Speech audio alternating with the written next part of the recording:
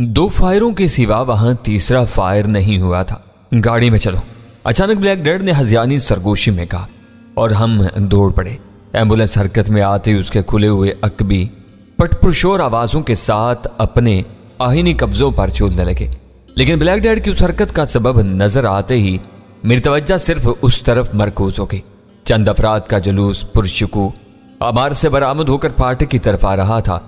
मैंने पहली नजर में देख लिया कि इनमें 3 बारिश अफराद आगे थे, बकिया 4 मुअद्दब अंदाज में इनके पीछे चल रहे थे।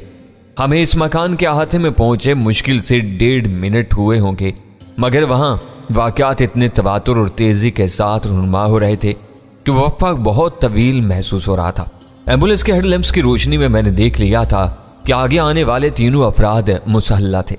इनके हथियारों का रुख जमीन की तरफ झुका हुआ था, मगर वो नालें किसी भी लम्हे हमारी तरफ उठ सकती थी।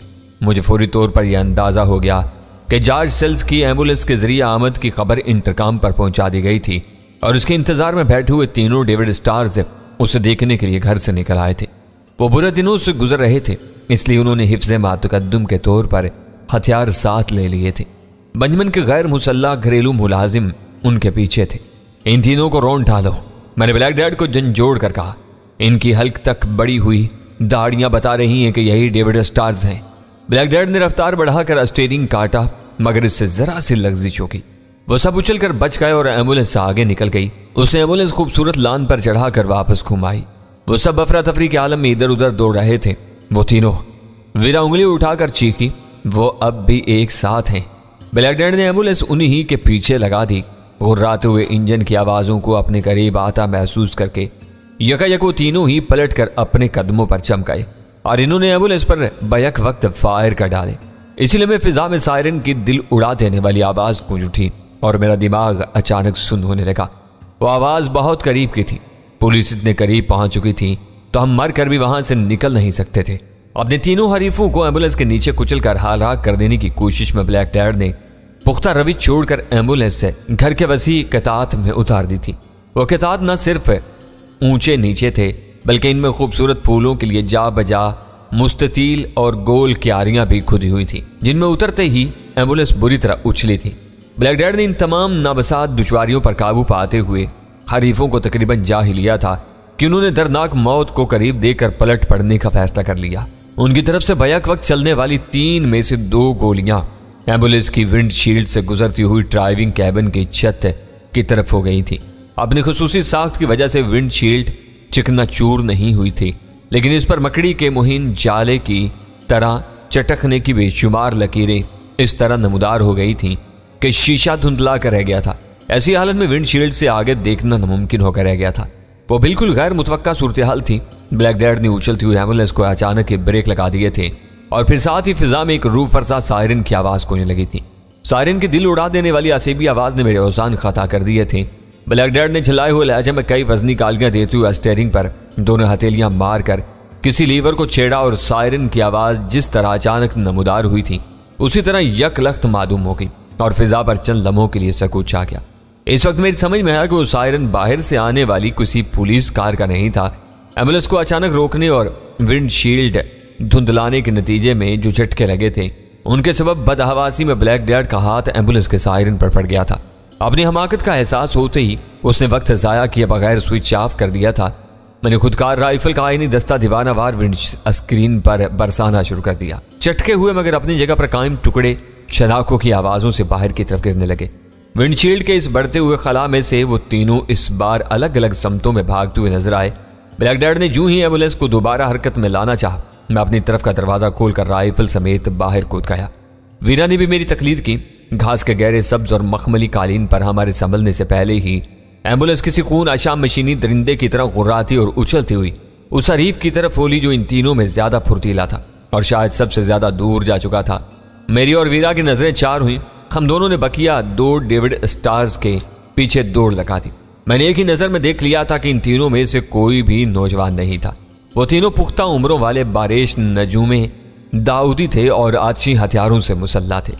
रुको वरना गोली मार दूंगा, मैंने चीख कर कहा। किसी पर कोई असर नहीं हुआ। वीरा ने भागते भागते रुककर इनमें से एक की पुष्ट पर नाल सीरी की, लम्हा भर के लिए जाविया दुरुस्त किया और फायर कर दिया।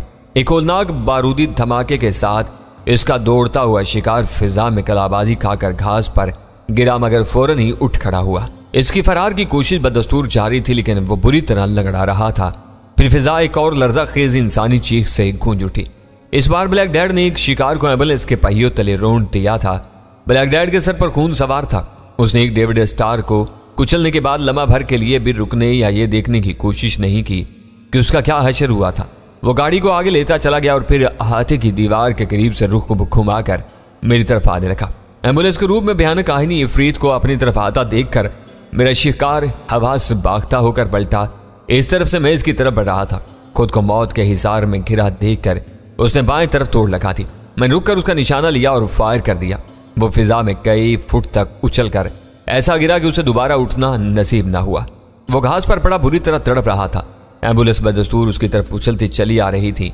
एम्बुलेंस के अगले पहिए को उसके बदन पर एक झटके के साथ गुजरते देखकर मैंने सख्ती से अपनी आंखें भींच ली। ब्लैक डैड ने एम्बुलेंस मेरे करीब रोक दी। विंडशील्ड के फ्रेम में फंसे हुए रेजा टुकड़ों के दरमियान उसका चेहरा इस वक्त भयानक नजर आ रहा था। जल्दी ऊपर आ जाओ, खेल खत्म हो गया, अब यहां से निकलने की फिक्र करो। इंजन के शोर में उसकी वहशतज़दा आवाज मेरे कानों में आई। मैंने सर घुमाकर देखा तो वीरा अपने जख्मी शिकार के करीब खड़ी हुई थी और तीसरा डेविड स्टार जमीन पर बेहिस्स हरकत पड़ा हुआ था। वीरा की तरफ से मजीद किसी फायर की आवाज नहीं आई थी। मुझे अंदाजा हो गया कि वीरा ने अपने लंगड़े हरीफ को मारने के लिए बीमगन इस्तेमाल की होगी। 3 मारे गए हैं, अब 4 शेल्स बाकी है। मैंने ब्लैक डैड को जवाब दिया। उसकी खोपड़ी में गोली मारकर जल्दी आओ, पुलिस किसी भी वक्त पहुंच सकती। उसने मेरी बात काटकर नीम हजियादी अंदाज में कहा और मैं एम्बुलेंस के अकबी हिस्से की तरफ बढ़ गया। एम्बुलेंस के दरवाजे चौपट खुले हुए थे, लेकिन वहां 4 शेल्स या स्ट्रेचर का दूर दूर तक नामो निशान नहीं था। चंद सानियों के लिए मेरा दिमाग चकरा कर रह गया। ब्लैक डैड के आदमियों का मसीहाई के पेशे से दूर का भी कोई ताल्लुक नहीं था। उन्होंने सफ़ेद कपड़े पहनकर एम्बुलेंस पर कब्जा जरूर कर लिया था, मगर उसके इस्तेमाल के सही तरीकों से बिल्कुल बेखबर थे। इन्होंने अपने कैदी को चर्मी तस्मों के जरिए स्ट्रेचर से जरूर बांध दिया था, लेकिन स्ट्रेचर को एम्बुलेंस के फर्श पर लगे हुए क्लिप्स में नहीं फंसाया गया था। दौरान सफर में जब तक एम्बुलेंस के दरवाजे बुलेट रहे, वह स्ट्रेचर अंदर ही हिलता जुलता रहा।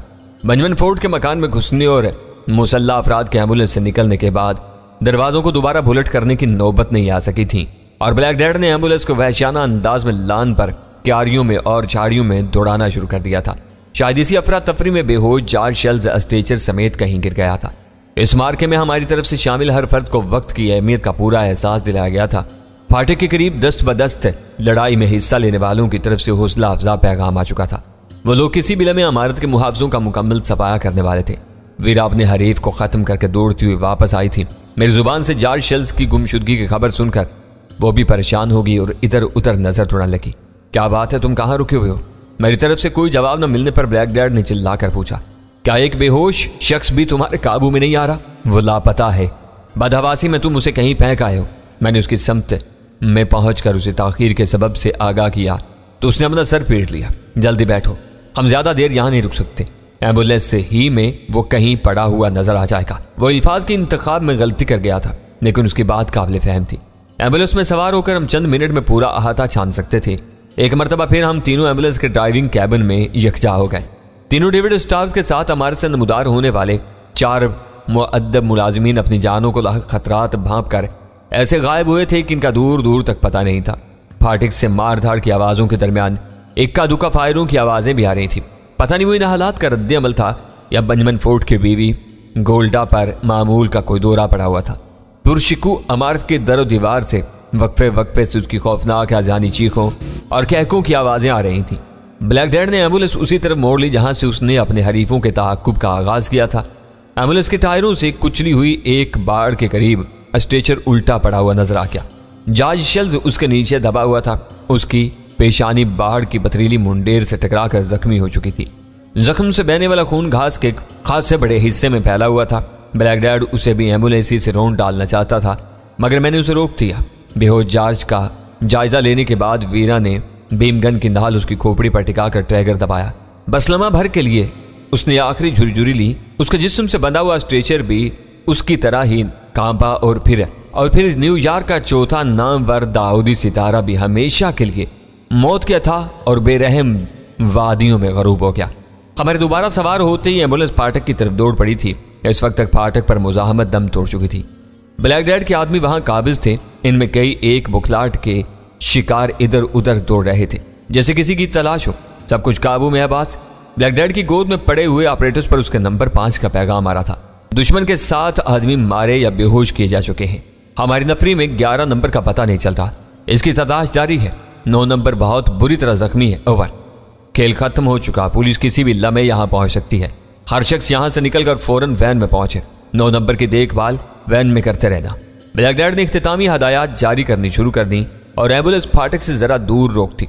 हमारे उतरने तक ब्लैक डैड के मुसल्ला आदमी फाटक से बाहर निकलने लगे। वैन वहीं आ लगी थी। इसके पीछे ब्लैक डैड का ड्राइवर उसकी गाड़ी लिए मौजूद था। कुमक के तौर पर साथ आने वाली 5 नफरी पार्टी का कहीं पता नहीं था। मुहिम में शमूलियत की जरूरत पेश न आने के बाद शायद वो वापस रवाना हो चुके थे। हमारे बाहर निकलने तक वैन हरकत में आ चुकी थी। बंजमन फोर्ट के घरेलू मुहाफिज इधर उधर बेजान लाशों की तरह पड़े हुए थे। इन पर बेखबरी में शब खून मारा गया था, इसलिए वो अपनी मुदाफत के लिए कोई भरपूर या मुनज़्ज़म कार्रवाई नहीं कर सके थे। फाटक से निकलते हुए मुझे ब्लैक डैड के 11 नंबर आदमी के बारे में मलाल महसूस हो रहा था। कुछ पता नहीं था कि हम उसे किस हाल में वहां छोड़कर वापस जा रहे थे। वापसी के सफर में हर गाड़ी का रास्ता मुख्तलिफ था। ब्लैक डैड के ड्राइवर की तेज रफ्तारी के बावजूद हमें दूर दूर तक वैन का नामो निशान तक नजर नहीं आ सका। ये मुहिम तो हमारी तवक्का से कुछ ज्यादा ही आसान साबित हुई। रास्ते में वीरा ने सकूत तोड़ा। सारा कमाल सिर्फ एम्बुलेंस का था। अगर जहाज को एम्बुलेंस में डालकर न ले जाया गया होता तो अभी तक हम वहीं खड़े अंदर घुसने की कोशिश कर रहे होते। ब्लैक डैड ने किसी तवक्कुफ के बगैर कहा, अंदर घुसने के बाद तुमने एम्बुलेंस को टैंक बल्कि बख्तरबंद गाड़ी बना लिया। मैंने हंसकर कहा। इन तीनों के जुलूस को देखते ही मेरे दिमाग में इस तरकीब ने सर उभारा था। मेरे समझ में नहीं आता कि इन्हें एक जलूस की सूरत में यकजा होकर बाहर आने की क्या जरूरत थी। ये ना भूलो कि जॉर्ज शेल्स इनका करीबी साथी और नजम दाऊदी था। इसके एम्बुलेंस के जरिए पहुंचने की खबर ने उन्हें मुस्तरिब कर दिया होगा। वीरा ने जवाब दिया, वो तुम्हारा मुकाबला करने नहीं, अपनी नजरों से जॉर्ज शेल्स की हालत देखने के लिए आए थे और अब खुद वहां तमाशाए इबरत बने पड़े हैं। ब्लैक डैड की आवाज इस्तजाइया थी। मुझे अफसोस इस बात का है कि इस मुकाबले में तुम्हारा एक आदमी गायब हो गया। अगर सारे मुहाफिज जेर कर लिए गए थे तो फिर वो कहां हो सकता है। मैंने कहा, इस एक आदमी की वजह से मैं 12 जिंदगियों को दाव पर नहीं लगा सकता। हो सकता है कि वो किसी कोने कुदरे में जाकर बेहोश हो गया हो। अगर वो जिंदा है तो मैं हर कीमत पर उसे रिहा करा लूंगा। वो इस मुकाबले में काम आ चुका है तो मैं इसके लिए कुछ भी नहीं कर सकूंगा। ऐसे वाकयात से तुम्हारे दूसरे कारकुनों में अदम तहफ़्फ़ुज़ का एहसास पैदा नहीं होता। ये वाकयात इनका हौसला बढ़ाते हैं। हर शख्स इस बात का एतराफ़ करेगा कि मैंने 11 नंबर के लिए उससे ज्यादा मोहलक खतरात में नहीं झोंका। वैसे भी 11 नंबर के वहां रह जाने से मुझे और मेरे आदमियों को भारी फायदा पहुंचेगा। बात करते करते उसने चौंक कर कहा, एक आदमी से हाथ धोकर तुम किस फायदे की तवक्का कर रहे हो। यह मेरा प्रोग्राम या इरादा नहीं था। ड्राइवर की मौजूदगी की वजह से उसने मुदाफाना अंदाज में बात शुरू की। मैं हमेशा खुशफेलियों में मगन रहने वाला आदमी हूँ। 11 नंबर जिस हालत में भी पुलिस वगैरह को मिला, यह बात सामने आ जाएगी कि वो मेरा आदमी है। इस बार मुझे किसी को कुछ बताने की जरूरत नहीं रहेगी। हर शख्स को मालूम हो जाएगा कि दाऊदी सितारों को मैंने जहन्नुम हासिल किया है और इस बारे में पुलिस तुमसे कोई तारुज़ नहीं करेगी। मैंने हैरत से पूछा, करती रहे, इससे क्या फर्क पड़ता है। वो मेरे खिलाफ सबूत कहां से लाएंगे। अखबारों में इल्जाम तराशी करना बहुत आसान है। इन इल्जामात को अदालत में साबित करने में दांतों पसीना आ जाता है। न्यूयॉर्क के 2 बेहतरीन वकील मेरे मशीर हैं। यहाँ की अदालतों में वकीलों की शोहरत और नेक नामी भी अदालती फैसलों पर असरअंदाज होती है। जब मामला सिर्फ शक व शुबे का हो तो अमेरिकी कानून इसका सारा फायदा मुल्जिम को देता है। मुद्दई मुंह देखता रह जाता है। जाए वारदात से तुम्हारे आदमी की गिरफ्तारी भी तुम्हारे लिए मसला नहीं बनेगी। ये बात मेरी समझ में नहीं आती। शायद अपनी खुशफहमी के बारे में तुम्हारा कौल दुरुस्त ही है। इसकी शनाख्त और शोहरत मेरी निशानदही करेगी। अखबारात इस नुक्ते को उछालेंगे, लेकिन वो एक जीता जागता आदमी है, रिपोर्ट नहीं है जो सिर्फ मेरा ताबे हो।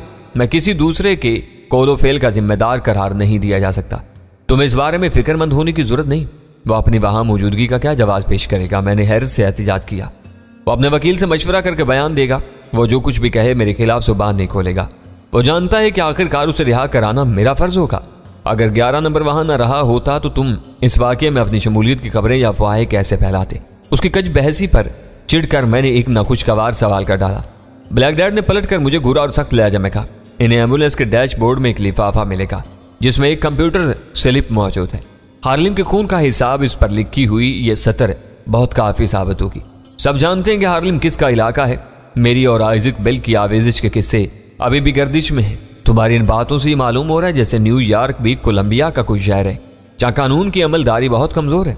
सारा इख्तियार तुम्हारे और तुम जैसे लोगों के हाथों में मरकूज है। यह तुम्हारी गलत फहमी है, ब्लैक डैड ने संजीदगी से कहा। मैं अपने मामलात को निपटाना जानता हूं।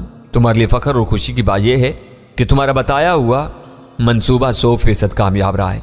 इस कामयाबी के जरिए मेरे साथ तुम दोनों ने भी अपने मकासद हासिल कर लिए हैं। तुम ठीक कह रहे हो, वीरा ने गहरा सांस लेकर कहा। आज 2 डेविड स्टार्स को अपने हाथों से जहन्नुम वासिल करके मेरे दिल में ठंडक पड़ी है कि मैंने आखिरकार जिमी लाइट का बदला ले ही लिया। आइजैक वेल के अंजाम से मुझे जरा भी खुशी नहीं हुई थी। खून का बदला सिर्फ और सिर्फ खून होता है, जबकि वो मक्कार अपनी सारी जिल्तों के बावजूद अब तक जिंदा है। ये कल के अखबारों ही से पता चलेगा कि किसने किसको मारा है। जायशल्स के सिवा हमारे लिए वो तीनों ही अजनबी थे। मैंने कदर तवक्कुफ के बाद कहा, 1-1.5 घंटे बाद रेडियो और टेलीविजन से सब कुछ मालूम हो जाएगा। बुनियादी खबर इन्हीं जराए से मिलती है। अखबारात की जरूरत है, तफसील और कहानियों के लिए पेश आती है। गाड़ी में बकिया सफर खामोशी से तय हुआ। हम तीनों में से हर एक अपने अपने ख्यालों में खोया हुआ था। हम तीनों को उतारते ही ड्राइवर गाड़ी को फौरन आगे बढ़ा ले गया। माइक शायद अंदर किसी खिड़की से लगा अपने आका की वापसी का इंतजार कर रहा था। डोरबेल बजाने या दस्तक देने की नौबत आने से पहले उसने हमारे इस्तकबाल के लिए दरवाजा खोल दिया। हम लोग मुकम्मल और शानदार कामयाबी हासिल करके आए हैं। अंदर पहुंचने के बाद ब्लैक डैड ने माइक को अपनी खुशी में शरीक करते हुए कहा, टोनी हमारे साथ नहीं लौट सका। ओह, माइक के होंठों से बेसाख्ता मुतासफाना आवाज निकली। क्या वो मारा गया? फिलहाल कुछ नहीं कहा जा सकता। ब्लैक डैड ने मुबहम सा जवाब दिया। वो वापसी पर हमारे साथ नहीं था। माइक उसकी पुश्त पर था। ब्लैक डैड की जुबान से अपने साथी के बारे में बुरी खबर सुनकर उसने छत की तरफ देखते उंगलियों से अपने सीने पर क्रास बनाया और होंठों ही होंठों में कुछ बुदबुदा कर रह गया। हमारी गैर हाजिरी में माइक ने किचन से कमरों तक सफाई कर दी थी। बिखरा हुआ ड्राइंग रूम समेटने के बाद दोबारा निकल आया था। ब्लैक डैड सीधा वहीं जा बैठा। मैं कपड़े बदल कर अभी आता हूँ। मैंने उससे माजरत की। काम मुकम्मल हो जाने के बाद ये सफ़ेद कपड़े मुझे कफन की तरह नागवार महसूस हो रहे हैं। ब्लैक डैड अपनी जगह से उठ खड़ा हुआ। मुझे भी सफ़ेद लिबास बदल लेना चाहिए, ये कहकर वो दूसरी ख्वाबगाह की तरफ चल दिया जहाँ उसकी जरूरत का कुछ सामान शायद मौजूद था। वीरा के लिए वहाँ रुकना बेसूद था। वो मेरे साथ होली। कुछ देर बाद हम दोनों ड्राइंग रूम में वापस पहुंचे तो मैं ये इत्मीनान कर चुका था कि हमारी गैर हाजिरी में CSD को नहीं छेड़ा गया था। वो डिवाइस इसी तरह मौजूद थी जिस तरह मैंने उसे छोड़ा था। ब्लैक डैड इस वक्त तक वापस नहीं आया था। वीरा सरगोशियाना लहजे में बोली, मालूम होता है कि यह आज भी हमारे सरों पर मुसल्लत रहेगा। इसका जाने का कोई इरादा नजर नहीं आ रहा। हो सकता है कि थोड़ी देर में चला ही जाए। बात करके ही कुछ अंदाजा हो सकेगा। ब्लैक डैड वापस आया तो उसके बदन पर लिबास से जूतों तक कहीं भी सफेद रंग नजर नहीं आ रहा था। मैंने हल्का सा कहका लगाकर कहा, तुमने तो हर सफेद चीज बदल डाली। तुम्हारी बातें गहरी और दिल को लगने वाली होती हैं। अपने मामूल के मुताबिक उसने मेरी बात काट कर कहा, तुमने इस अंदाज में कफन का जिक्र किया था कि मुझे ख्वाम-ख्वाह अपने कपड़ों से काफूर की बू आने लगी थी। ये बू आदमी ताबूत में पहुंचने के बाद ही बर्दाश्त कर सकता है। अब पता चला कि तुम ज़ईफ़ उल एकाद भी हो। वीरा ने हल्का सा कहका लगा के कहा, यह ज़ईफ़ उल एकादी नहीं, फितरत है। हर जवारी टूने टोटकों और शगुन पर यकीन रखता है। तुम्हें मालूम है कि मेरी आमदनी के बेशतर ज़राए ऐसे ही हैं। मेरे तजर्बात इस बात के शाहिद हैं कि इन बातों में वजन होता है। स्यामी बिल्लियाँ और सुनहरे बालों वाली लड़कियाँ मेरे लिए हमेशा खुश नसीबी अपने साथ लेकर आती हैं। वीरा के बाल सुनहरे हैं। मैंने तमस्कुराना लहजा में कहा, इससे दोस्ताना मरासिम होने के बाद तुम अपने 5 हरीफों या डेविड स्टार से किसी न किसी तरह निजात हासिल कर चुके हो। ये बातें तुम्हें ले डूबेंगी। वीरा ने मेरी बात पूरी होते ही बेअतनाई से कहा, बाजार में मिलने वाले खजाबों की मदद से 70 साल बूढ़ियां भी अपने सफेद बालों को सुनहरा किए फिरती हैं। ब्लैक डैड अपने एक मिशन में बड़ी कामयाबी हासिल करके आया था। इस मौका की मुनासबत से माइक एक ट्रे में शैंपेन की 3 यख बोतलें गिलासों के साथ ले आया। ये 3 क्यों हैं? ब्लैक डैड ने खुश्क लहजे में घुर्रा कर माइक से पूछा। माइक सिरपटा गया। क्या तुम इस मौका पर शैंपेन नहीं पियोगे? तुम सन आफेगन, जाओ और अपने लिए चौथी बोतल भी ले आओ। ब्लैक डैड ने उसे फटकारा। इसका चेहरा खिल उठा और वो अपने बाज के शुक्रिया की तकरार करता हुआ किचन की तरफ दौड़ गया। मुझे खुशी है कि तुम अपने आदमियों का बहुत ज्यादा ख्याल रखते हो। तुम्हारी इन हमदर्दियों और खुश कलामियों के नतीजे में ये सब तुम्हारे पसीने पर अपना खून बहाने के लिए तैयार रहते होंगे। माइक के चले जाने के बाद मैंने कदरे धीमी आवाज में ब्लैक डैड की तारीफ की। अकेला आदमी 30 मारखां भी हो तो हकीर मक्खी से ज्यादा बिसात का मालिक नहीं होता। कोई भी बड़ा हरीफ आसानी से इसकी गर्दन मरोड़ देता है। यही सब मेरे दस्ते बाजू हैं। मेरी सारी शोहरत और बालादस्ती इन्हीं के दम कदम से है। फिर मैं इनकी इज्जत क्यों ना करूं? इस वक्त माइक अपने हिस्से की शैंपेन ले आया। इस शाम की कामयाबी के नाम पर बोतलों के काक उड़ाए गए। पहले घूंट के बाद बोतलें गिलासों में उंडे ले गईं। आज रात तुम हमारे साथ ही बसर करोगे। मुख्तसर से जश्न के बाद मैंने सिगरेट सुलगाकर ब्लैक डैड से पूछा। मेज के नीचे वीरा ने पैर दबाकर एहसास दिलाया कि मेरा सवाल बहुत ज्यादा बराह रास्त हो गया था। मुझे मालूम है कि तुम दोनों अपनी खलवत में मेरी मुदाखलत पसंद नहीं करोगे, मगर ब्लैक डैड ने मेरे फिक्रों में पनाह मफहूम को भाप कर कहना शुरू किया। मगर मैंने इसकी बात काट दी। तुम गलत समझ रहे हो। यहाँ एक साथ रहकर हम बेहतर तौर पर नए मसाइल के खिलाफ कोई मनसूबाबंदी कर सकेंगे। मैं तुमसे इस तजवीज़ की तायद चाह रहा था। उसने गौर से मेरी तरफ देखा। शायद वो मेरी आंखों में झांक कर मेरे अल्फाज का वजन परखना चाहता था। मुतमईन होने के बाद बोला, थोड़ी देर में टेलीविज़न से खबरें आनी शुरू हो जाएंगी। मैं भी यहीं रुकना चाह रहा हूँ। तुम्हारे मशवरे मुझे बहुत कारआमद महसूस होते हैं। दिक्कत यह है कि मुझे अब जाए वारदात से अपनी गैर हाजिरी के चंद मुअज़्ज़ज़ गवाह भी पैदा करने होंगे। इसके लिए मुझे जाना ही होगा।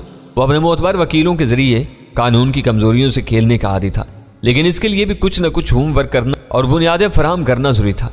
मैंने कहा, अगर ये दुरुस्त है तो तुम यहाँ बैठ कर वक्त ज़ाया कर रहे हो। वक्त का फ़र्क पड़ने से तुम्हारे लिए मसाइल पैदा हो सकते हैं। वो शैम्पियन का गिलास पानी की तरह घटाघट खाली करके उठ खड़ा हुआ। बस मैं जा रहा हूँ। कोई नई बात जहन में आई तो फ़ोन पर तुमसे रब्ता कर लूँगा। मैंने दिल ही दिल में खुदा का शुक्र अदा किया कि वो वहाँ से रुखसत होने पर आमादा था। माइक इसका प्रोग्राम सुनते ही गिलास समेत ड्राइंग रूम से बाहर निकल गया। ब्लैक डैड को उसे कोई हदायत देने की जरूरत पेश नहीं आई थी। चंद मिनट बाद माइक ने आकर इतला दी कि इसका ड्राइवर गाड़ी ले आया था।